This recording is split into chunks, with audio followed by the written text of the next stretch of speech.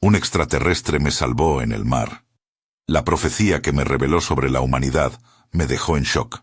Nunca había creído en otra cosa que en la marea y en el motor de la esperanza. Mi vida cabía en ese timón, en las tablas que crujían cuando entraba el aire frío de la madrugada y en el humo del diésel pegado a los dedos.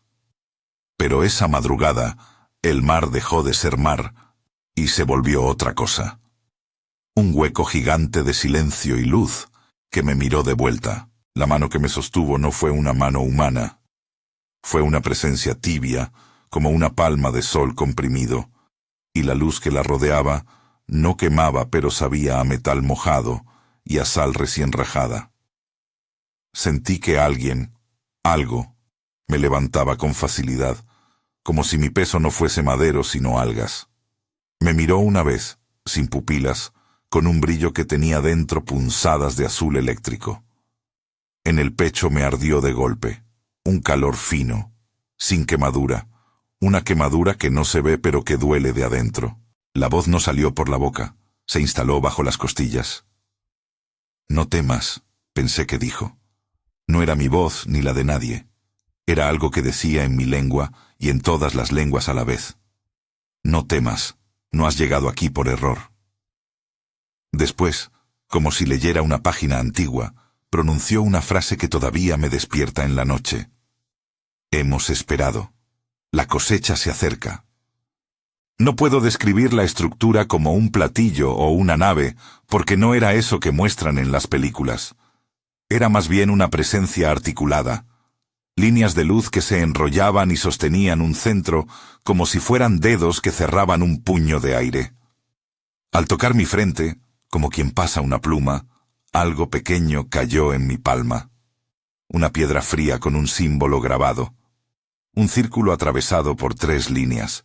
La piedra cabe en la palma y no pesa nada en la conciencia, pero al mirarla me pareció que vibraba con la misma voz que llevaba en el pecho.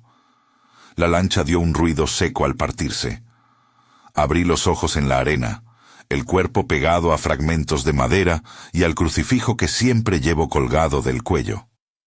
El crucifijo estaba cubierto de arena como si hubiera resguardado su sitio entre las olas. La esperanza no flotaba. Su casco estaba partido como una cáscara. Me arrastré al pueblo con la piedra apretada en la mano, hasta que la sangre del pulso dejó de ser un rumor. Esa es la manera más honesta de empezar. Con el asombro y la sensación de haber sido tocado por algo que no está hecho para ser tocado.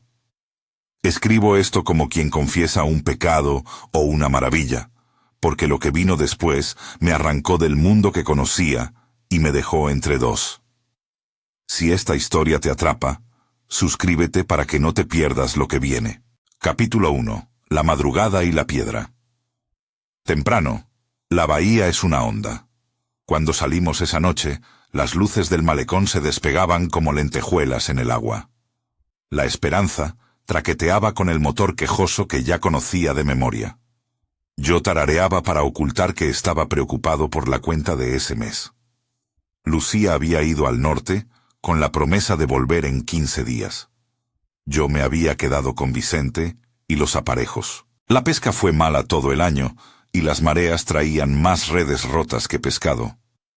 Para un pescador, el dinero tiene la capacidad de diluirse con la niebla de la mañana. Eso lo sabe cualquiera en el pueblo, y también lo sabe quien tiene que volver a casa con las manos vacías.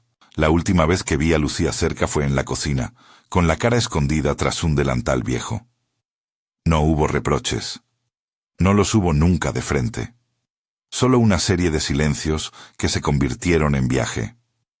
En el pueblo, la gente decía que había mejores oportunidades allá y que no se puede culpar a nadie por ir.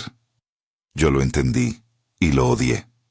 Entendí la necesidad y odié que la casa quedara más grande por la ausencia. La noche en que me salvó, el viento soplaba como una mano que quiere llevarse el techo. No había luna. El cielo era una bóveda de arena negra. A la altura donde sueles encender la radio para hablar con otros botes, no hubo mensaje. Solo estábamos yo y el silencio. La marea se volvió caprichosa, el oleaje empezó a morder por debajo. Recuerdo la sensación de ligereza en la tripa, como cuando uno baja rápido por un cerro en bicicleta. Luego el golpe. Un estruendo sordo, la tabla que se abre, el agua fría entrando como cuchillos. Todo sucedió en segundos que parecieron horas. Cuando la luz apareció, lo hizo sin ruido. Primero fue un rumor azul, una aurora concentrada entre la negrura del mar. Después esa forma articulada se acercó, y la voz en el pecho arrancó sin metáforas. «Fuimos sembrados», dijo. «Fuimos sembrados». La frase me entró por la boca en forma de un aire que no era mío, y sentí la nostalgia de algo que yo no había vivido. En ese instante, entendí tres cosas con la claridad de quien despierta de un sueño febril: que no era accidental, que yo no era el inicio de esto, y que mi vida estaba ahora inscrita en una cosecha que no entendía. Al amanecer me despertaron las gaviotas. Encontré la piedra entre la arena pegada al costado de la esperanza, como si la hubiese escupido el mar después de regurgitarme a mí. Tenía el símbolo, un círculo atravesado por 3 líneas. Lo guardé en el bolsillo de mi camisa, junto al viejo billete de la fe de Lucía que siempre llevaba en el bolsillo. La marca en mi pecho no se veía al principio. Era una mordida de calor que se sentía por dentro, un peso bajo la piel, como cuando te aprietan el corazón con un puño de frío. Con el tiempo se hizo visible una sombra, una mancha que parecía quemazón pero sin color, y cuando la tocaba, la piedra me devolvía un calor que no existía. Esa primera mañana tuve miedo de contar. No por miedo a que me creyeran loco, sino porque siempre he sabido que en el pueblo donde la palabra corre como pólvora, la incredulidad mata la reputación y la sospecha mata el alma. Me di una ducha con agua fría y traté de calmar el pulso. La piedra pesaba, pero al mismo tiempo no pesaba nada. Pensé en Lucía, en cómo se alejaría si le contaba que una luz me había dicho que la humanidad fue sembrada. Pensé en Vicente, que diría que me estaba inventando cosas por el misterio del mar. Pensé en la tienda de la esquina. ¿Y ahora qué dirán en la plaza?, me pregunté. Pero me dolía más guardar la sensación del calor en el pecho, como si fuera un carbón que podía prenderme por dentro si no lo contaba. Capítulo 2. A la iglesia y al rumor. Pedí hablar con el padre Ismael al mediodía. La iglesia del pueblo tiene la madera raspada por el tiempo y un olor a vela quemada que se te pega en la garganta. El padre Ismael me conoce desde chico. Me vio arrodillarme por la muerte de mi viejo y me dio palmadas en la espalda con esa mezcla de mano firme y voz queda. No es hombre que resuelva todo con la Biblia, pero sí tiene un sentido de la comunidad que a veces pesa más que la palabra de cualquier sermón. Me recibió con la sotana arrugada y ojos que parecen siempre en vela. Le dije lo que pasó con torpeza, porque contarlo es un oficio en el que yo no tengo práctica. Le mostré la piedra. Le pedí que no lo dijera en misa. No se rió, pero tampoco se alarmó como esperaba. Le brilló en la cara el conflicto. Fue un brillo humano, no sobrenatural. Me escuchó y me dejó hablar hasta que me cansé. «Esteban», dijo al fin, «si te lo cuento te digo que lo primero que tienes que hacer es no andar por ahí diciendo eso como si fuera verdad absoluta. La gente se asusta. La gente tiene miedo. Vas a perder la pesca, te lo digo en serio». «No busco que la gente me crea», le respondí. «No me interesa fama ni sermones. Solo quiero que alguien me diga si esto puede curarse, si hay quien entienda lo que tengo en el pecho». Él se llevó la mano a la clavícula, tocó con el pulgar como si quisiera sentir la marca a través de la tela. «No puedo decirte que esto sea un demonio ni un santo, compadre. Lo que sí te digo es que hay que rezar, y también hay que ser prudente. Si esto es algo que viene de fuera, hay que cuidar...» Se detuvo. «Hay que cuidar a la gente. No vaya a ser que alguien se confunda». En la parroquia se supo que había ido a hablar con el padre. Fue lo inevitable. La iglesia es primer puerto para las cosas que no caben. Esa tarde la plaza estaba llena de miradas que no me veían como antes. Al principio los rostros se fijaban con una curiosidad casi infantil. Después la curiosidad se convirtió en distancia. La señora del puesto de tamales me ofreció uno gratis, y al verme lo metió en papel y lo dejó lejos. Un señor en la esquina me dijo que ese tipo de historias no traen más que problemas. Y se alejó. La noticia corrió como correspondencia rota. Esteban dice que lo salvó un ser de luz.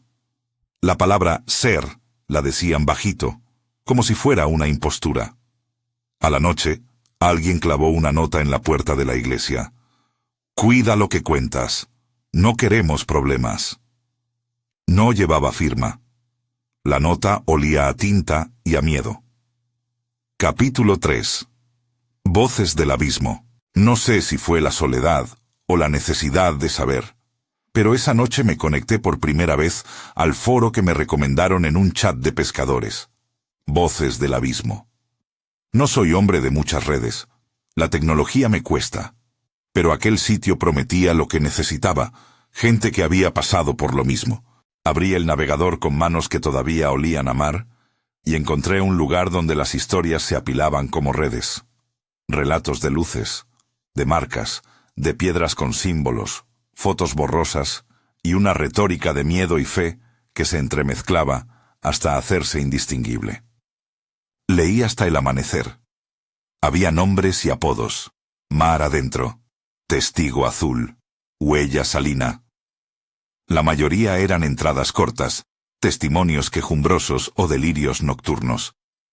Pero entre ellos, con la calma de quien no busca la atención sino la compañía, había relatos que se encajaban con lo que yo sabía. La piedra, la marca, la insistencia de una voz que hablaba de siembras y cosechas.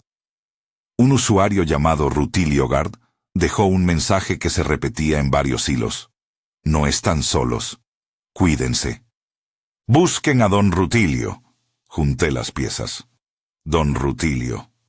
El nombre me sonó familiar. Al día siguiente fui a buscarlo. Don Rutilio vive en la punta del malecón, donde antiguamente se juntaban los viejos para rezar antes de salir a la mar. Tiene la piel como pergamino y un ojo que le parece haber quedado en la memoria del mar. Su bote ya no sale. Está lleno de redes secas y garrafones vacíos. Pero la gente del pueblo lo respeta, y cuando dije su nombre, varias cabezas se inclinaron. Lo encontré bebiendo café en una taza que parecía más grande que su mano. Me miró con una mezcla de curiosidad y asombro que no era teatral. No eres el primero en aparecer con la marca, me dijo sin preámbulos. Pero sí puedes ser el primer cobarde. No me enojé con él por llamarme cobarde. Era mejor que llamarme loco. Me senté a su lado y saqué la piedra. La miró y la agarró con cuidado, como si tuviera miedo de romperla. Sus dedos eran delgados y parecían conocer todas las cuerdas del mar. Te voy a dar un nombre, dijo. Rosario Méndez. Tiene la marca en la espalda. En el coro no canta desde que apareció. Omar Villegas tiene la marca en la mano. Es mecánico, y me dijo que le quemó el metal de las herramientas. Lidia Ortega, la locutora, fue la que más lejos llegó. La escuché pronunciar por radio que vio luces sobre la sierra y al otro día dejó la emisión. Y hay más. No te los voy a enumerar todos en la plaza porque hay gente que se asusta. La voz de don Rutilio era un hilo que trazaba un mapa en el aire, y en ese mapa mi nombre encajaba sin querer. Me habló de hojas recortadas, de una libreta con nombres que circulaba sin que se supiera bien quién la llevaba, de un recorte de periódico sobre un ingeniero que habló en un congreso y desapareció días después. El rumor de desapariciones estaba ahí, medio en sombra, medio dicho. Don Rutilio no le puso tono conspirativo. Lo dijo con la lástima de quien ve a una familia vacía y no puede nombrar la culpa. No vayas por ahí alborotando, me advirtió. Hay gente que no quiere que se hable de esto, gente que calla. La frase me caló hondo. En el pueblo la frase gente que calla se usa para todo, para los ricachones, para las autoridades, para los que miran desde lejos y no responden. Esa tarde, al cruzar la plaza, sentí miradas que me seguían como gaviotas pegadas al bote. La sensación de que no me pertenecía el cielo ni el suelo fue creciendo como un soplo. Capítulo 4. Encuentros marcados. Don Rutilio me pidió que fuera al taller de Omar. Me dijo que era mejor encontrarse con ojos que no se asustan con la palabra extraterrestre. Omar Villegas tiene las manos siempre llenas de grasa y una risa fácil que últimamente suena apagada. Cuando entré, el lugar olía a metal caliente y a aceite. Omar me recibió con un abrazo de mecánico, un abrazo que junta la espalda y no pregunta demasiado. ¿Qué traes, Esteban?, me dijo mirándome la cara. Le mostré la piedra y la marca en el pecho. Él se la quedó viendo un rato, hasta que la luz del taller le dibujó sombras en la frente. «No me digas nada», me ordenó. «Ven, siéntate. Déjame ver». Me puso la mano en la frente sin pedir permiso. No dijo nada al tocarme. Después separó la mano como si hubiera sentido calor. Abrió un cajón y sacó una linterna vieja. Encendió y apuntó a mi pecho.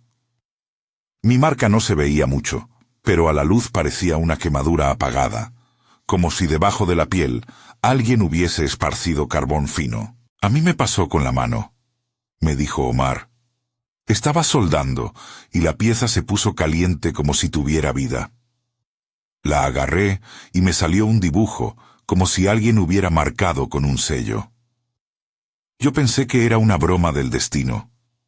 Después la pieza se me pegó a la palma por una noche entera. Me desperté con dolores y una sensación como de haber sido sembrado. No sé por qué la palabra sembrado me picó la nuca. La había oído antes, en la voz que me habló en el mar. Esas palabras empiezan a conformar una música que no puedo sacar de la cabeza. ¿Y Rosario?, pregunté. «Vive en la escuela», dijo Omar. «Dice que ve imágenes cuando camina entre los niños. Les ve semillitas prendiendo en los surcos de su tierra. A Lidia la perdimos en la radio. Dicen que salió a la sierra y que dejó la maleta en la estación. La estación quedó con sus discos girando y nadie sabe por qué dejó el micrófono prendido una noche. Cuando salí del taller, el pueblo me pareció más pequeño y más grande al mismo tiempo. Más pequeño porque ahora las cosas estaban conectadas por una línea invisible. Más grande porque esa línea apuntaba a algo fuera de todo mapa conocido. La marca en mi pecho ardía con una insistencia que no me dejaba dormir, con visiones pequeñas que se pegaban a los párpados, semillas cayendo del cielo, una estructura enorme como un árbol invertido, y gente tomada de la mano como si se ofrecieran para un tránsito. Capítulo 5. El calor y los días que cuentan. Conté los días. Días que no son solo números, sino costuras que se van apretando. El primer día después del rescate fue el de la piedra y la incertidumbre. El segundo día, las voces en los hilos hablaban de un hombre en la costa de Veracruz que había tenido algo parecido. El tercer día empecé a ver más claramente. Cuando me veía en la pesca, las marcas de las redes me parecían como costillas que sostenían algo más. El cuarto día tuve sueños intensos en los que una voz repetía: «La cosecha viene en 5 etapas». No entendía qué eran esas etapas. Lo que sí entendía era la urgencia.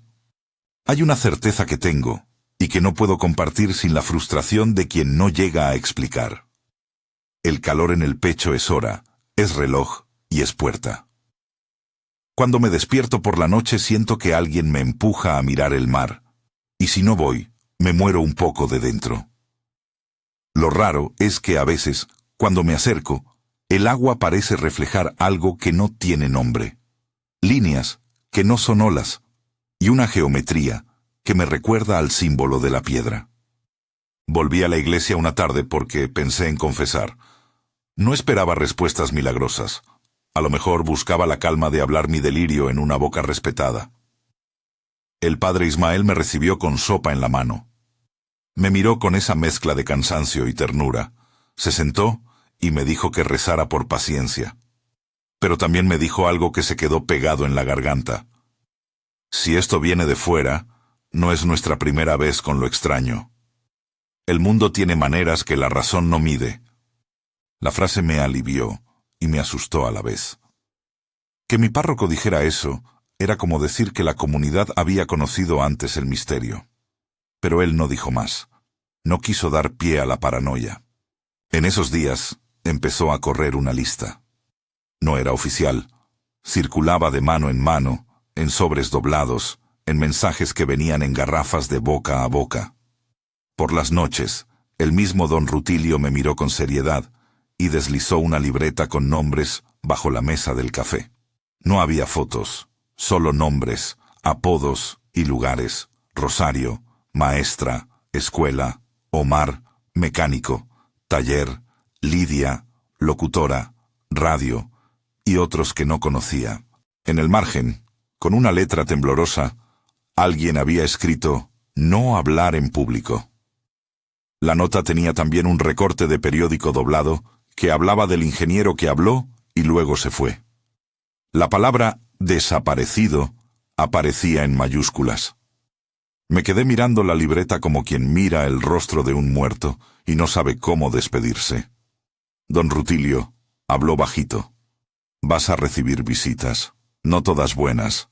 La gente que oye esto no siempre quiere que se abra la caja. No sabía si por mi pecho o por la libreta sentí una presión más fuerte. La marca me dolía como si quisiera salir. En la noche, cuando la luna se asomó por fin, tuve una visión más clara.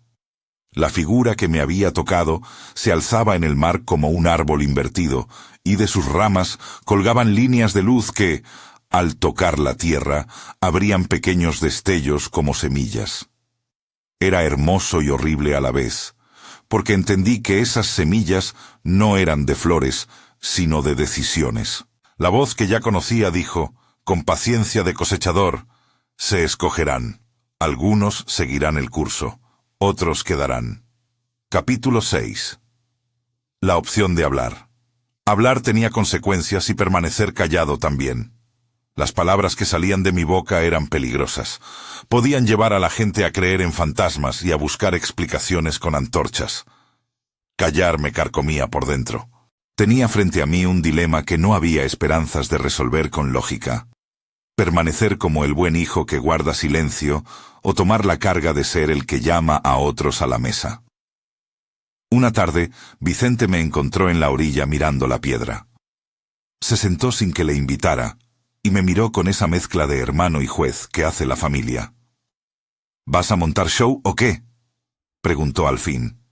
Ya sabes cómo es la gente. Si esto lo sacamos a la plaza, nos levantan como a un juicio. No busco show, respondí. Busco entender. Se fue dándome la espalda con un gruñido que pretendía ser suficiencia, pero que sonaba a miedo. La familia se convirtió en un campo minado de miradas. Algunos me llamaron cobarde por no salir a gritar en la plaza. Otros me llamaron loco por salir a la mar después de lo que había pasado. Sentí que 4 paredes se cerraban. El pueblo entero parecía un animal que no sabe si defender la manada o atacarla. Mientras tanto, en los hilos de voces del abismo había una calma nerviosa. Un moderador convocó a una reunión discreta en una bodega vieja cerca del muelle. Daba la impresión de que las cosas se organizaban en la sombra, porque la luz pública traía problemas. ¿A quién le daba miedo la verdad? Me preguntaba si la verdad alguna vez había sido libre en este pueblo. La respuesta no llegaba inmediata, pero la sensación sí. Había manos empujando para que no se destapara nada. Capítulo 7. Una advertencia y una propuesta. Esa noche recibí 2 visitas. Una fue la del padre Ismael, que llegó con una vela apagada y una hambre de respuestas que no sabía cómo mascar. La otra fue una sombra alargada, una figura encapuchada que dejó encima de mi mesa un recorte de periódico y desapareció antes de que pudiera decir su nombre. El recorte hablaba de una reunión en la ciudad donde alguien había mostrado la piedra en público y al otro día había desaparecido. No decía más. Era un recordatorio frío. Hay precios. El padre se quedó hasta tarde, y entre la sopa y el silencio me dijo algo con la voz que alguna vez usó para consolar. Puedes marcharte, Esteban. Te lo digo porque entiendo que esto te pesa. Si sigues aquí, la gente te seguirá viendo raro. A lo mejor allá, en otro lado, la piedra no pesa tanto. No puedo irme, le contesté. No puedo abandonar a la gente que quizá está marcada como yo. Él suspiró como si llevara encima el mundo. Entonces, hazlo con cuidado, dijo. No pierdas a tu hermana y no pierdas la fe. Sea lo que sea, la misericordia no se acaba. No supe cómo tomar la misericordia en boca de un cura hablando de piedras y luces. Me fui a la cama con el corazón golpeado, y la certeza de que la decisión entre hablar y callar no era mía solo. Al amanecer, don Rutilio me llamó a su casa. Me esperaba con un sobre bajo la mesa. Cuando lo abrió, me dio nombres escritos con la calma de quien no quiere apresurar el destino. Me miró a los ojos y dijo: «Si vas a hablar, hazlo con quienes ya saben. Juntos se puede cargar el miedo. Mañana en la noche habrá una reunión. Si quieres, vas. Pero te advierto, quien entra en esto ya no sale igual». La frase resonó como un último toque de campana. Guardé el sobre en la playera junto a la piedra. Sentí la marca como si me dictara una orden. Afuera, el mar me llamaba con la voz que ahora había aprendido a oír. Yo sabía que no era solo una llamada de nostalgia, sino una cuerda que me tiraba hacia algo que no entendía. Esa fue la última noche en la que pude fingir que no pasaba nada. El calor en el pecho se convirtió en latido acompasado. La piedra dentro del bolsillo parecía vibrar con un ritmo propio, y la voz volvió a decirlo, con la suavidad de quien habla a un sembrado. La cosecha se acerca. No supe si la advertencia era para mí o para quienes iban a reunirse en la bodega. No supe si la palabra cosecha significaba lo que mi mente imaginaba: pérdida, cambio, selección, o si era otra cosa que no puedo describir aún. Lo único que estaba convencido era de que, si no iba, me quedaría perdiendo algo más que mi dignidad. Perdería la posibilidad de decidir. A la mañana siguiente, empaqué una linterna, un recambio de gasolina para la esperanza, la libreta con nombres que me dio don Rutilio y, por costumbre, el crucifijo que mi padre dejó.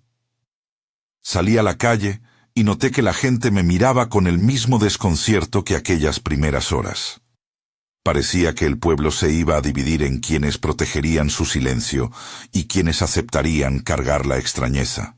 Yo me fui hacia la bodega con la sensación de que, en cualquier momento, una luz podría volver a abrirse en el cielo y exigir una respuesta. Al llegar, vi a Omar y a Rosario salir de las sombras. Lidia no apareció todavía. La puerta de la bodega estaba abierta de par en par. Dentro, las cajas formaban una especie de anfiteatro donde unas 10 personas murmuraban en voz baja. Cuando me senté, no pude evitar mirar mis manos. La palma temblaba, la piedra dentro del bolsillo hacía ruido, y la marca en el pecho ardía con una fuerza que ya no podía ocultar. Don Rutilio tomó la palabra con la sencillez de quien ha visto muchas cosas, pero conserva la templanza. «No estamos aquí para asustarnos», dijo. «Estamos aquí para entender. Si nos llaman sembrados, que así sea. Pero el que venga con odio no entra. Nosotros buscamos compañía, no martirio». Al fondo, una mujer, no la conocía, se limpió los ojos con la manga y dijo con voz quebrada: «Venimos por la luz, pero también por respuestas. Si esto es una prueba o una bendición, la queremos compartir». La puerta se cerró detrás de nosotros con un golpe que sonó al mismo tiempo como promesa y advertencia. Me encontré rodeado de miradas que ya no eran ajenas. Algunas tenían el mismo brillo que yo: miedo, esperanza, resignación. Otros parecían hombres que intentaban fingir normalidad. En medio de todo, la sensación de que algo mayor estaba en movimiento se hizo tangible, como cuando un volcán tose y deja caer una nube fina. Don Rutilio abrió el sobre y comenzó a leer los nombres en voz baja, como quien recita una letanía. Cuando llegó a mi nombre, sentí la marca arder con mayor intensidad y una vibración sutil en el bolsillo donde guardaba la piedra. La voz en el pecho, la que decía «hemos esperado», no habló con palabras entonces. Fue un conjunto de imágenes. Una montaña nevada, manos alzadas, una cumbre cubierta de nubes que respiraban como si tuvieran vida. Alguien susurró «Pico de Orizaba». La mención fue un cuchillo de hielo en la sala. Orizaba no es aquí nomás. Es un viaje y una decisión. La palabra picó como una promesa envuelta en peligro. La bodega quedó en silencio, y todos los ojos se volvieron hacia la puerta como si esperaran que algo entrara por ella o saliera. No sé si fue el temblor de la sala o el temblor dentro de mí, pero en ese instante supe que el rescate en el mar no fue el final de la historia, sino el principio. Y supe, también, que la profecía que me hicieron no era para hablar con orgullo ni con miedo, sino para formar una decisión colectiva. La cosecha se acercaba, y con ella, la pregunta que me perseguiría hasta la cima del mundo. ¿Qué haríamos si nos pidieran elegir? Allí, en la penumbra de la bodega, con la piedra en el bolsillo caliente como un corazón que no quiere quedarse, tomé la mano de Omar y la de Rosario. Las tomé porque era lo que se hacía cuando ya no quedaban certezas y solo quedaban las manos de los otros. Afuera, el mar seguía con su rumor habitual, pero adentro, en esa caja de sombras, la sensación de estar empezando algo se asentó con fuerza. Fue un punto de no retorno. La reunión se prolongó hasta la madrugada, con historias que se mezclaban y con el zumbido constante de esa voz que no cesaba de recordar. Hemos esperado. La cosecha se acerca. Fue entonces cuando don Rutilio deslizó un trozo de papel doblado hacia mí. En él había una palabra, una coordenada y un puñado de nombres adicionales. Antes de que pudiera leerlos, alguien golpeó la puerta de la bodega con un golpe seco, detonante. Todos nos quedamos quietos. La mano en mi bolsillo apretó la piedra sin que yo lo pensara. El calor del pecho subió, y con él una certeza antigua que se clavó como una aguja. A veces, ser salvado no es libre de precio. La pregunta quedó suspendida en el aire como una tela que cortar. La mano en mi bolsillo apretó la piedra sin que yo lo pensara. El calor del pecho subió, y con él una certeza antigua que se clavó como una aguja. A veces, ser salvado no es libre de precio. La pregunta quedó suspendida en el aire como una tela que cortar. Alguien volvió a golpear la puerta. Esta vez fue un golpe largo, medido, con la seguridad de quien sabe dónde pone la palma. Se oyó el roce de botas en el piso de cemento. Don Rutilio se acercó con la calma de quien ha esperado demasiadas noches y sabe que el ruido puede ser aviso o amenaza. Abrió y una bocanada de aire frío entró, trayendo consigo el olor a carretera y a neumáticos quemados. Una mujer de rostro curtido quedó en el marco. No era de nuestro pueblo, aunque traía en la mirada la misma mezcla de cansancio y determinación que veía en los demás marcados. «Soy Lidia», dijo. «Vine porque la radio me siguió hasta aquí». Su voz era rasgada por el viento o por el tiempo. No supe. Lidia traía un bolso con cintas y una pequeña grabadora.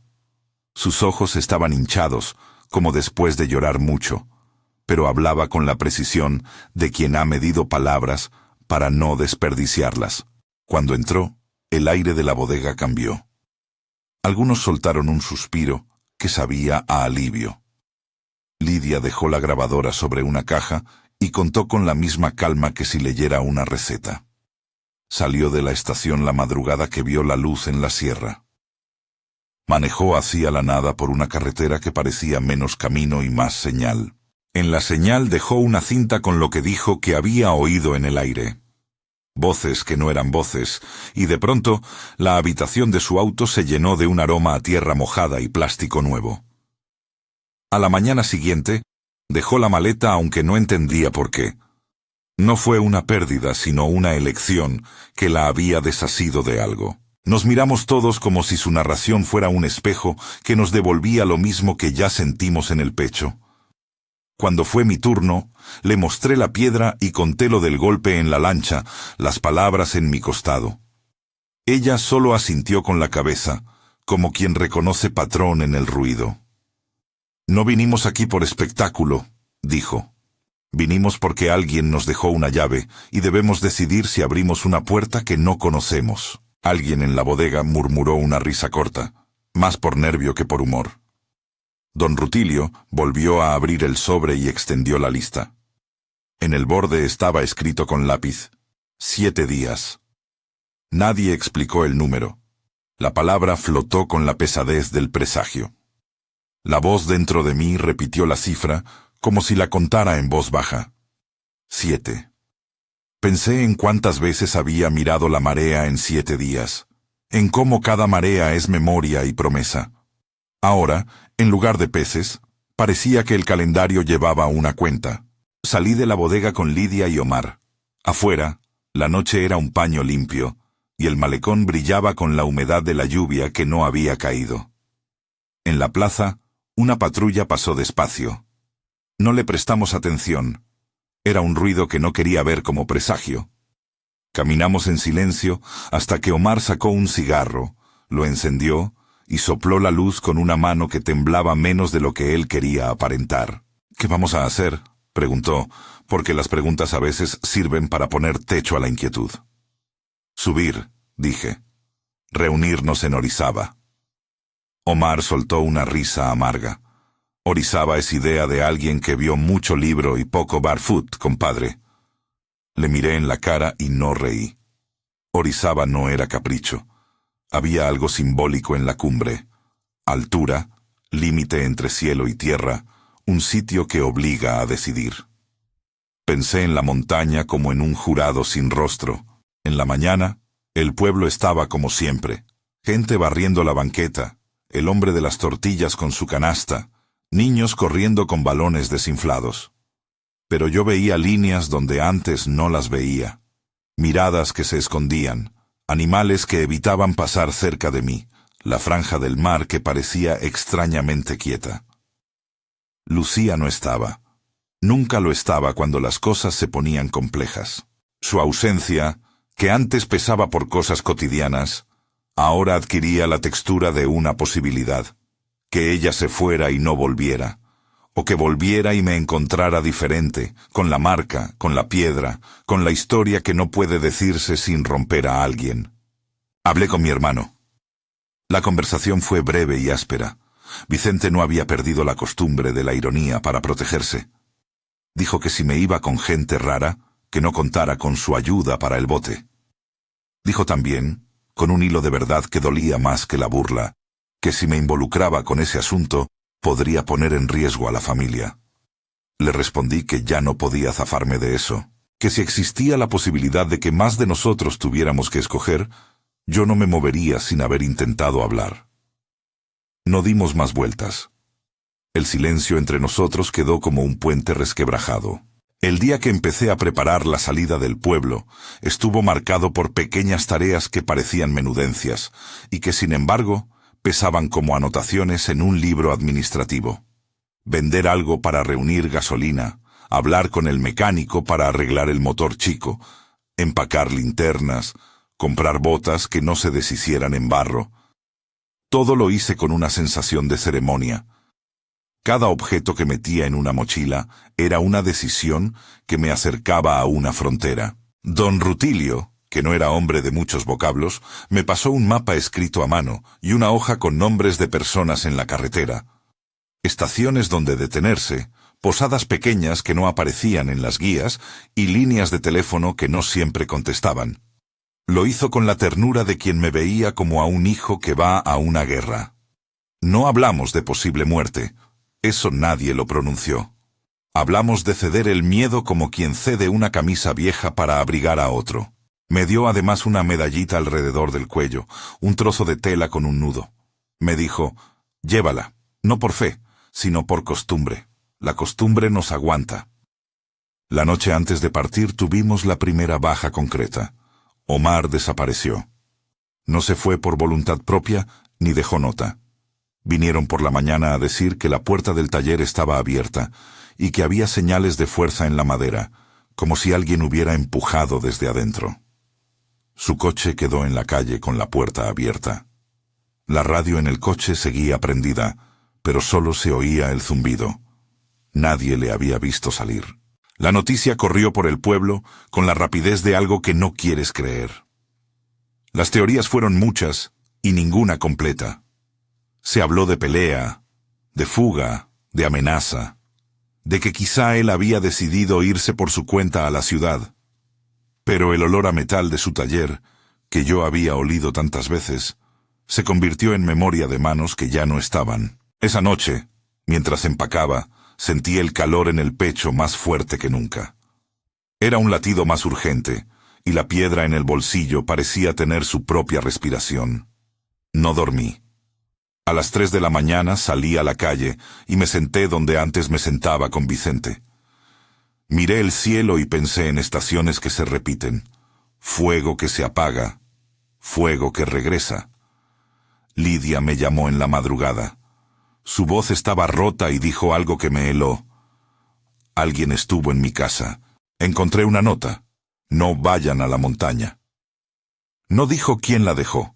Colgó con una voz que parecía rasgarse. Todo el mundo que iba a reunirse de pronto tenía una colección de advertencias anónimas. Las amenazas no llegaron con disparos ni con insultos. Llegaron en notas, en huidas silenciosas, en puertas abiertas, en teléfonos que dejaban de contestar. El pueblo, que antes se expandía como un mapa conocido, empezó a marcarse con puntos fríos. Pero también se tejió una red. Familias de marcados ofrecían cobijo. Quien podía prestar coche, lo hacía. Otros daban dinero en silencio. El peligro estimuló la solidaridad que, en circunstancias normales, nadie hubiera esperado. El viaje hacia Orizaba comenzó con coches prestados, con mochilas atadas en el techo y con la curiosa emoción que da salir de casa por algo que no es vacaciones ni trabajo. Es una tarea que toca la raíz de lo humano. A cada estación recogimos a alguien.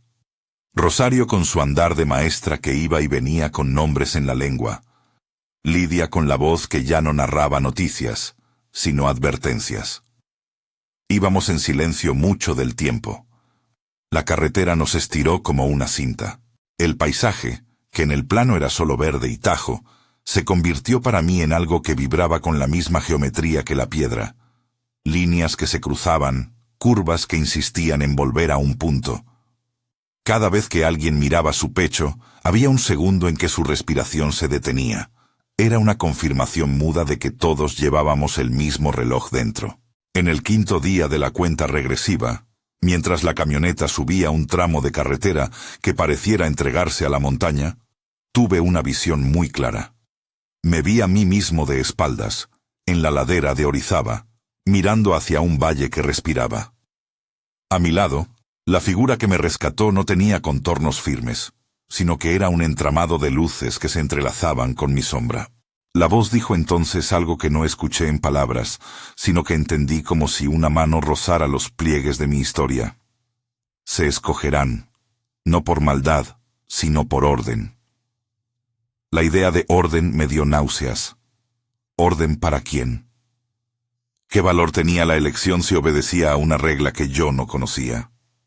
La visión me dejó con un frío que no sabía cómo contar. Llegamos al pueblo base para Orizaba al anochecer. El lugar olía a pan recién hecho y a pólvora de fogatas. Gente de otros lugares comenzó a aparecer. Sabíamos de unas manos que habían ido corriendo para hablar, de un grupo de gente de la sierra que escuchó en radios locales y decidió ir. La lista creció. Los sembrados, como alguien en voz baja lo llamó, ya no éramos solo 5. Eran 23 caras que se reconocían por las marcas, por las piedras, por las historias. Algunos habían viajado desde lejos.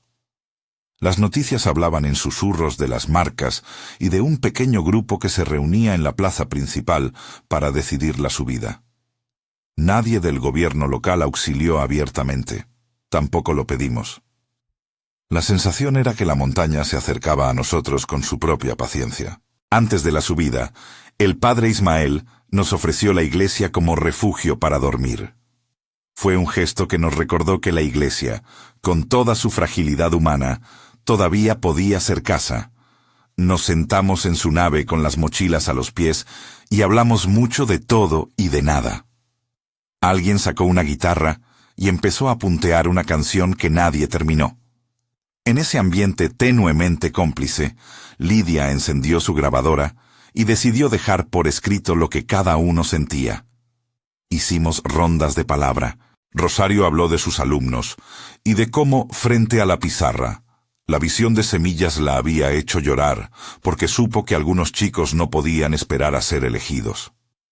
Omar, que volvió de no se sabe dónde la noche anterior con un golpe en la cabeza y ojos más oscuros, dijo con voz temblorosa que había visto luces que parecían cocinar el mundo en otro molde. Sus testimonios eran fábricas de empatía. Ninguno quiso presumir una certeza. Todos admitimos miedo. La noche antes de subir, don Rutilio nos reunió en la sacristía. Dijo que subiríamos en dos grupos: los que sentían que la vida que llevaban no soportaría el cambio y los que querían tiempo para pensar. Sugirió que la montaña podía aceptar, o no, no lo sabíamos. No habló de milagros ni de condenas, solo pidió que nadie obligara a quien dudara. Fue una oración simple, sin palabras rimbombantes. En ese instante sentí que la fe y la curiosidad se habían mezclado con el temor a un juicio que no entendíamos.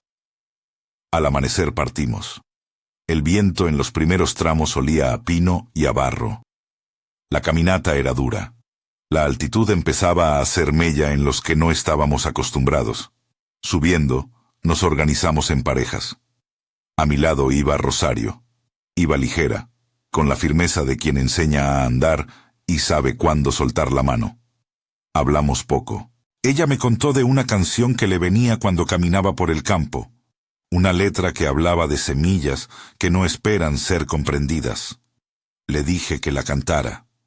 Su voz, en ese viento, se mezcló con el jadeo de la subida y me pareció una plegaria sin dogma. La sierra trae cosas que la ciudad no conoce, horas que se alargan, nubes que se acercan como grandes manos. En el tercer día desde la bodega, cuando la altitud ya empezaba a moler el ánimo, tuvimos la primera prueba colectiva, una tormenta eléctrica que nos golpeó cuando todavía no habíamos llegado al primer refugio. La lluvia era cortante y la loma se volvió resbalosa. Un grupo patinó. Un joven llamado Mateo se torció el tobillo. Lo vendamos con trapos y seguimos. La montaña no perdona lentitud. Nos obligó a mostrarnos hasta dónde llegaba nuestro compromiso. En la noche, bajo una carpa que olía a metal y café, Mateo nos miró y dijo con honestidad cruda: «Si esto es una locura, al menos estoy con ustedes». Nadie respondió. El silencio fue una afirmación. A medida que subíamos, las visiones aparecían en los que más cansados estaban. Algunos vieron jardines en vertical, otros sintieron que sus marcas ardían con una luz que no dolía sino que exigía. Cuando la noche nos envolvió y el frío mordió con insistencia, dentro de mi pecho la voz habló más claro que nunca. No dijo frases largas. Fue más bien un tejido de imágenes que me volvieron niño y anciano a la vez. Gente que se tendía de la mano como en una antigua procesión.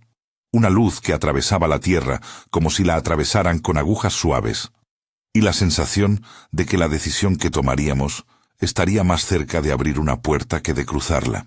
Llegamos finalmente a la base que la voz nos indicó. Una planicie antes del ascenso final. Un lugar donde la niebla comenzaba a filtrarse como un animal curioso.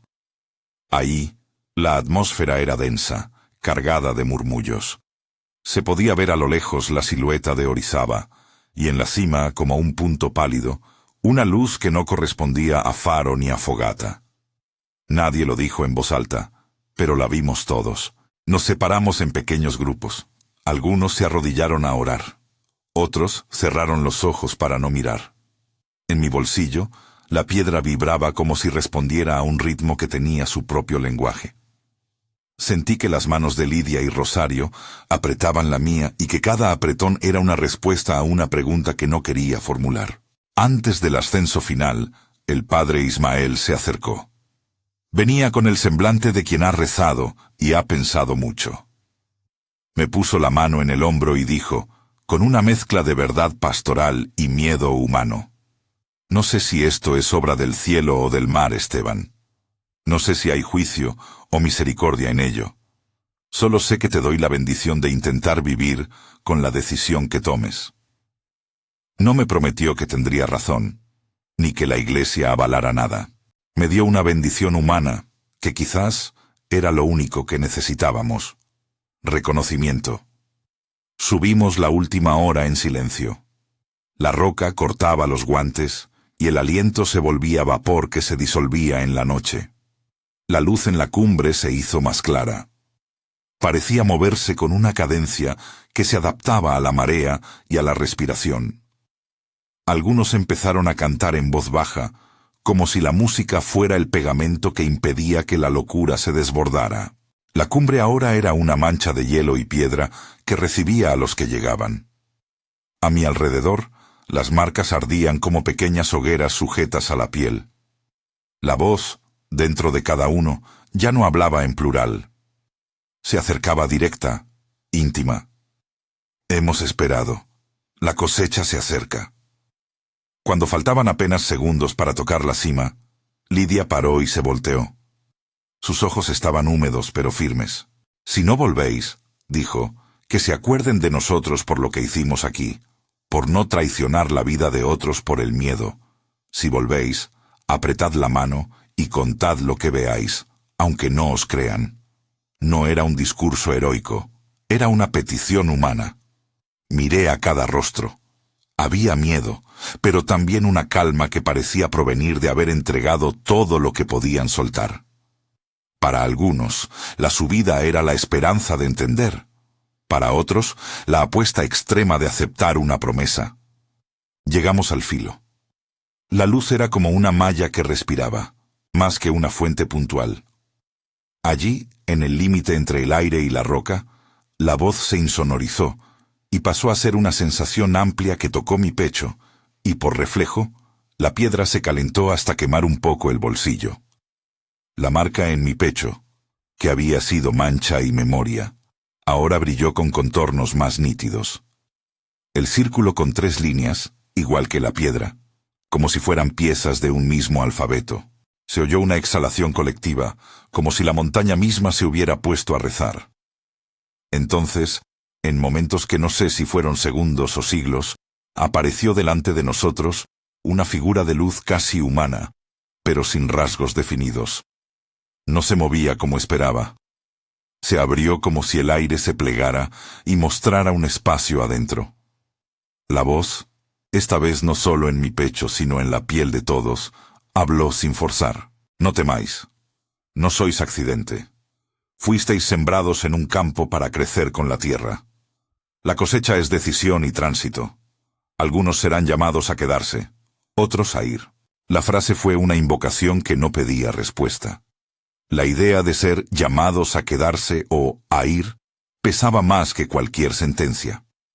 Sentí que se abrían puertas dentro de mi historia. El pasado, con su mar y su lancha. El presente, con la piedra y la bodega. Y un futuro que exigía elegir si me quedaba con la vida que conocía o si me entregaba a algo que no podía explicar. De pronto, una luz pequeña descendió en línea recta como si fuera una semilla volando desde la figura mayor. La semilla atravesó el aire y se clavó en la roca delante de nosotros. Al tocar el suelo, la piedra se partió en un murmullo de calor. Algunos gritamos. No era dolor, era una sensación de entender cosas sin palabras, nombres que no conoces, rostros que no has visto, y el miedo que se disuelve en algo parecido a la aceptación. En medio de esa conmoción, sentí una mano apretando la mía con fuerza. Era la mano de Rosario. Su mirada era una mezcla de dolor y paz. Me miró como solo los amigos verdaderos miran, sin fórmulas, con verdad. «Escoge, Esteban», dijo. «No te dejes elegir por otros, decide». La instrucción fue simple. La elección, inmensa. Alguien a mi espalda empezó a llorar. No un llanto de dolor, sino de liberación. La montaña parecía abrir sus costillas y ofrecernos algo que no sabíamos nombrar. Miré mi pecho y la marca latía con la misma cadencia de la piedra rota.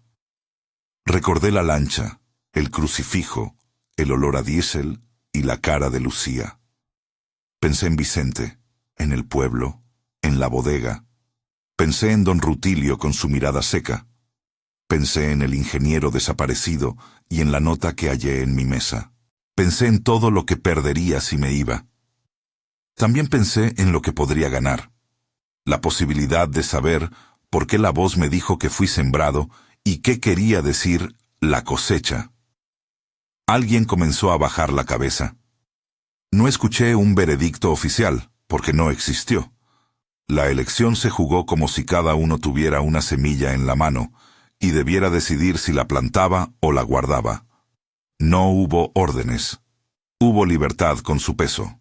Miré a Lidia, que sostenía la grabadora como si fuera la última prueba de que habíamos existido. Sus ojos buscaron los míos.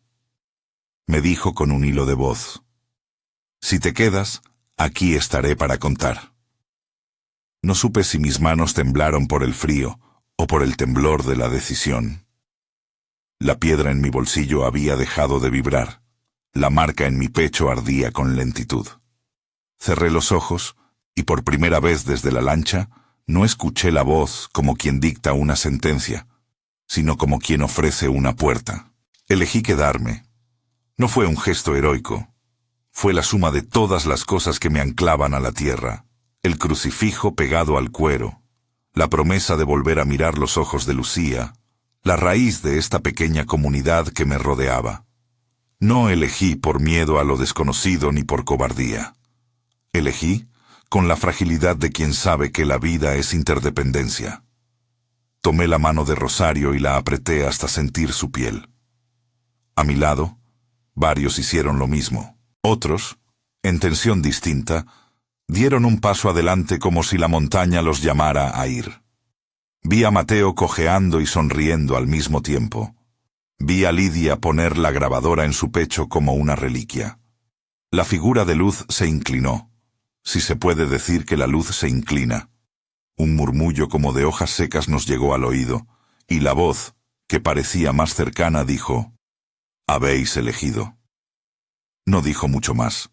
Fue una frase y un gesto.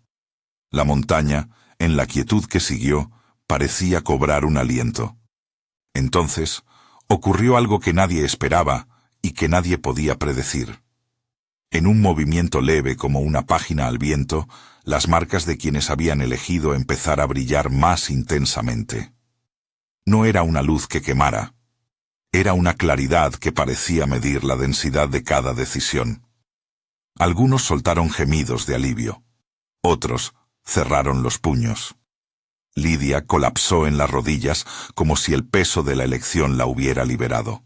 Don Rutilio se puso en pie con una sonrisa que le surcó la cara, como quien ha visto lo que una semilla hace, germinar.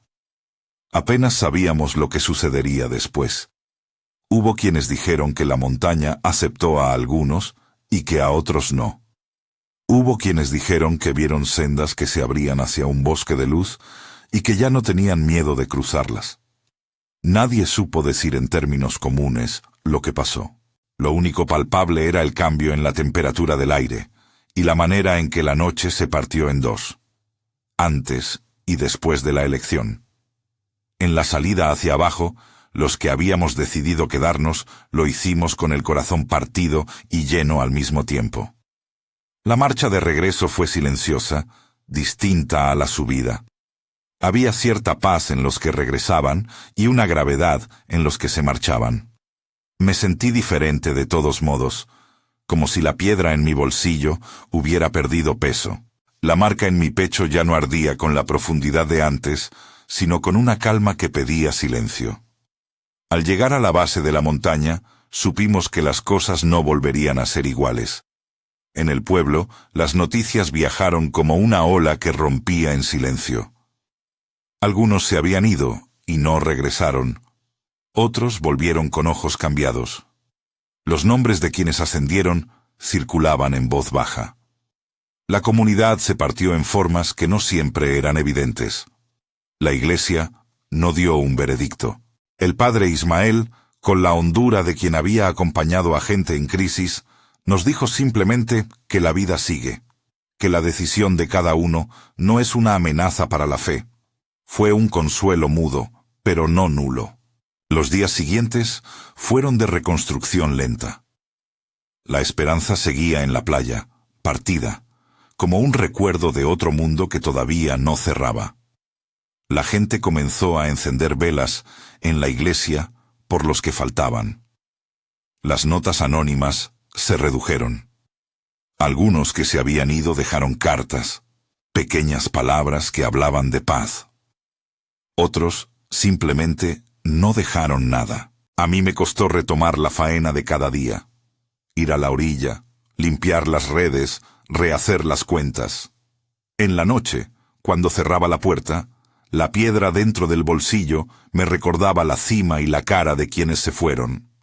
A veces sentía un calor bajo la piel y me acostaba en la arena para mirar el cielo, para sentir que esa noche en que el mar me tocó no fue una mera alucinación.